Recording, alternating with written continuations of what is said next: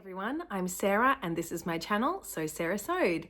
This week I travelled up to Bendigo, which is about 2.5 hours from where I live, and I went with my 2 children and my parents. And the reason we chose Bendigo was because we were interested in visiting the Bendigo Sheep and Wool Show.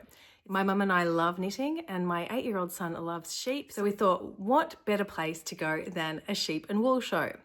Since I started knitting about 4 years ago, the wool show has never coincided with the school holidays, and this year it did. So we took the opportunity to drive up a couple of days before the sheep show, do a bit of exploring, and then we went to the sheep show on the Friday.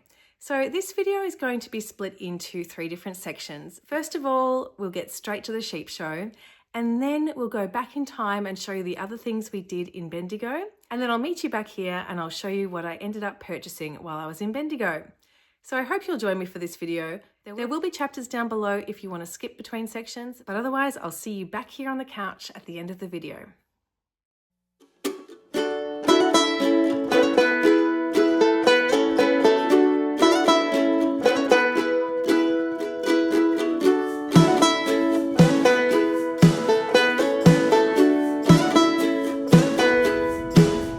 Everyone, it is Friday the 18th of July and we are in the queue to the sheep show. It is an absolutely beautiful morning. My car says it's 6 degrees outside, but it's sunny skies, so absolutely perfect. And I've got my children in the car and we're excited. So we are traveling to the sheep show with, so I've got 2 boys, 8 and 10-year-olds, and my parents are coming too. We're in 2 separate cars, just in case some people want to leave early. We'll see how we go. So, Raf is my 8-year-old. What are you mostly looking forward to, Rafi? The sheep. You love sheep, don't you? Okay. And Julian, who's 10, what are you looking forward to? I don't know. The snacks. The snacks, that's what I thought you were going to say. And I am just looking forward to experiencing it all for the first time. So we're excited. We thought we'd get here early. It looks like everyone's got the same idea, but it shouldn't be too long. And we will take you along with us for the day. Before we headed off for the day, we all posed for a picture in our Bendigo beanies. This is a pattern by Susanna from Sana & Co, and Mum and I knitted them for the family to all wear to the sheep show, expecting to need them to guard against the cold and wanting to knit something fun to mark the occasion. However, as it was such gorgeous weather, this was the one and only time we all had them on for the day. We spent the morning exploring the exhibits that were of most interest to the children. Raf was thrilled to see sheep immediately upon our entry, and he posed with a lot of sheep. We enjoyed watching the maiden class of working dogs rounding up sheep.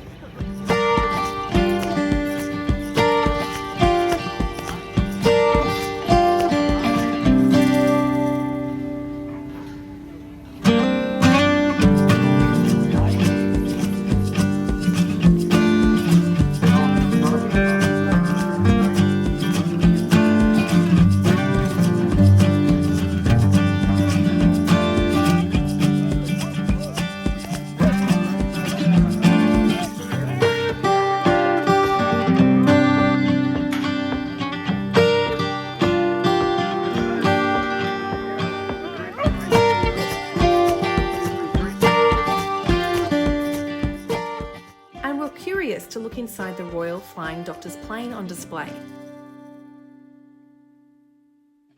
There was a kids' play area nearby, but luckily for me, my kids have outgrown this stage and therefore I didn't have to spend the extra money paying for their entry to this, or spend the time sitting there to make it worthwhile. The animal nursery, on the other hand, was a big hit with both boys, and Jules in particular wanted to return there later in the day. He loved being able to feed and pat the different baby animals.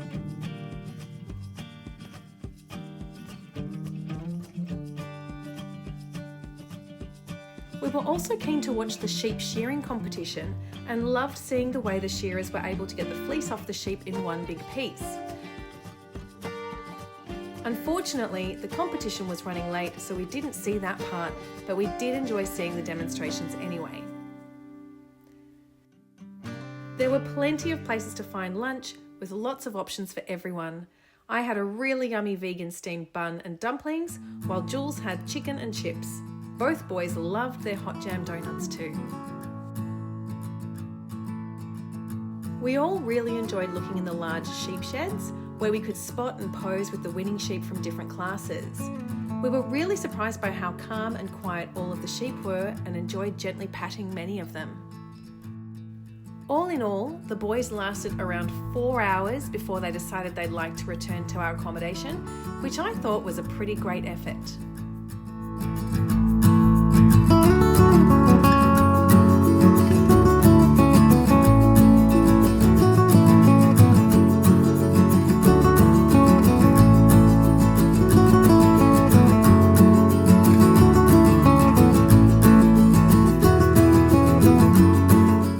About 1:30 now, and my dad and my kids are going back to the house.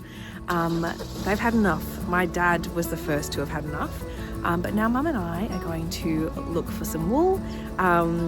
So far we've mainly looked at animals, petting zoo, that kind of thing. But now we're going to do some shopping.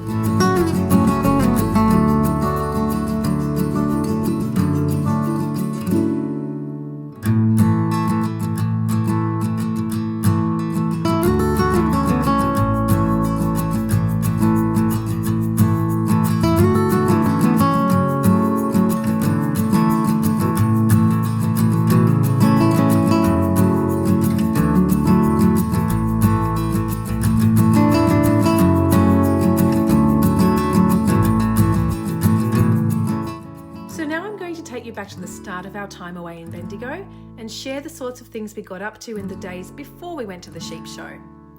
After checking into our accommodation, I took my boys to the Discovery Centre, the Science and Technology Centre with over 100 interactive exhibits for us to experience and enjoy. The centre also has a planetarium, but we arrived after the last session of the day, so we didn't get to go in there. We spent about 90 minutes at the Discovery Centre and we all had a really good time.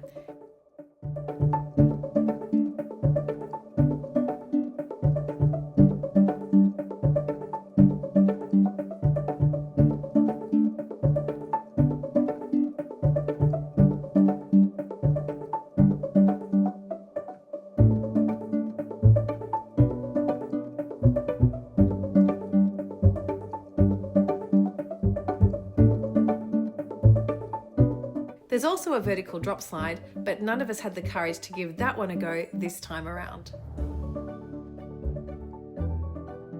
We all thought this was a great way to spend a couple of hours with children. It was also right next to a shopping centre where we could stock up on a few grocery essentials for the coming days.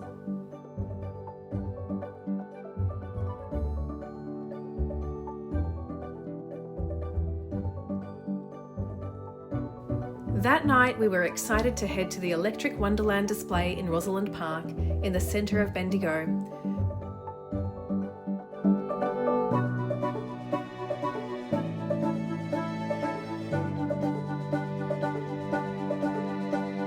What we all thought was especially good about this lights display was the number of interactive and immersive experiences in the park. The boys especially loved designing their own display, which was shared on the neon screen.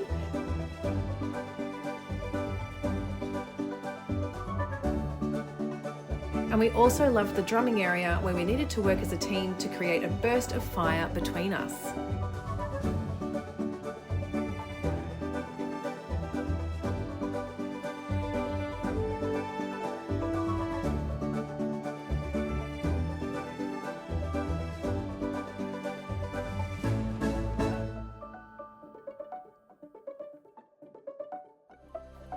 The next day, we explored Bendigo on foot and on the historic tramway.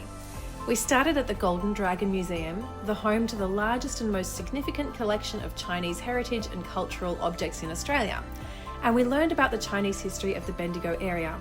We loved seeing the amazing dragons on display. Julian wasn't so interested in this museum. I think he'd pretty much decided before we even got there that he wasn't interested in going in.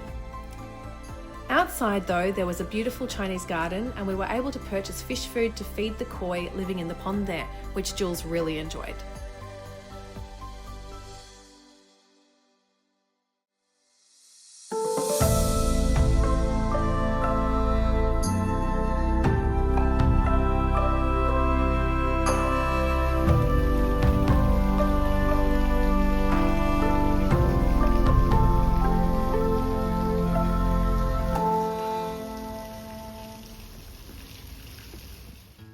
I had heard that the Poppet Head Lookout would give us an amazing view over Bendigo, so we walked through Wonderland Park and to the lookout, but found that the top viewing platforms have been closed for the last 18 months due to significant rust issues.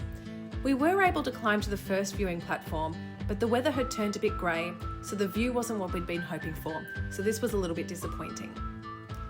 It was time to get out of the rain and onto one of the historic trams. We were lucky enough to get onto the world's first yarn-bombed tram.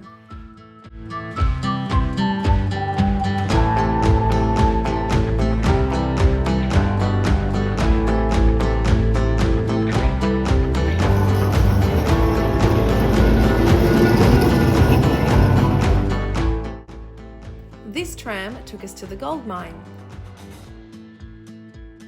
Our tram tickets gained us access to the ground level tour of the mine, where we could learn about the history of the mines and imagine life as a miner 100 years ago. The mines also offer underground tours, but we decided this time around to stick to the ground level. After stopping for lunch, the sun came out, giving us the perfect weather to walk to Lake Weeroona, where the boys both got ice cream cones and we walked around the lake.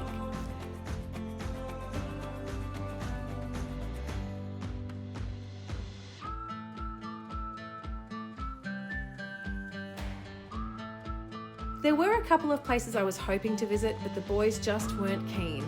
The cathedral and the Great Stupa of Universal Compassion. Maybe I'll get to those next time around. Mum and I then left the boys at our accommodation and made a quick visit to the Bendigo Woollen Mills, where we both purchased some of the mill's newest range, the Wonderland collection.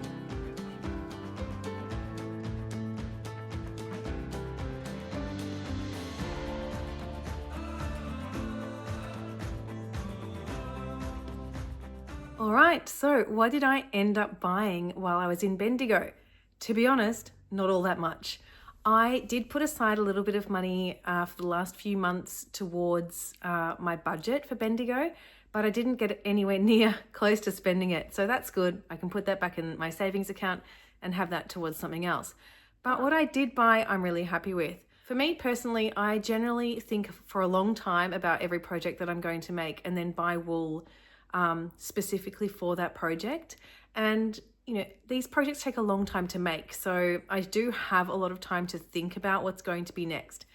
And I did have a couple of projects in my queue that I thought I could look out for wool for. However, I just didn't come across anything that really grabbed me for those particular projects. One of them was a 5-ply project, and I didn't see a whole lot of 5-ply.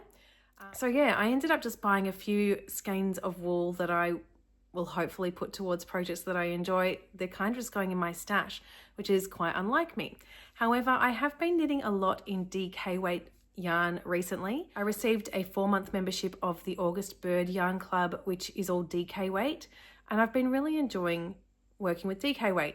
I made the Whitmore cardigan recently, which was a double knit yarn, and I'm also currently working on the stripe hype sweater, and that's also DK. So I thought, well, look, I'll just buy some more DK and we'll see what I end up making it into, because I did want to buy something from the sheep show, even if it wasn't exactly what I was thinking I was going to buy. So my first purchase was from the Bendigo Woollen Mills, where, as I mentioned before, I bought from their newest range, which is the Wonderland collection. And I got this beautiful, it's almost like a denim color. They have called it Blue Gum. So that's a 200-gram ball, and it is 8-ply, and it is 100% Corriedale wool. And I'm thinking with this one, I'd really like to just make a single color small shawl or scarf, because I think that would be really handy. When I wear my Whitmore cardigan, which I've made in a light blue color, I'm often sort of trying to find the right match for a shawl or a scarf to wear with that. So I think this one will go really nicely, and I'm excited to have brought that one home with me. I also bought 2 skeins of wool from Lyrebird wool. I think it's how you say it. It's Michael backwards, and it's the name of their farm.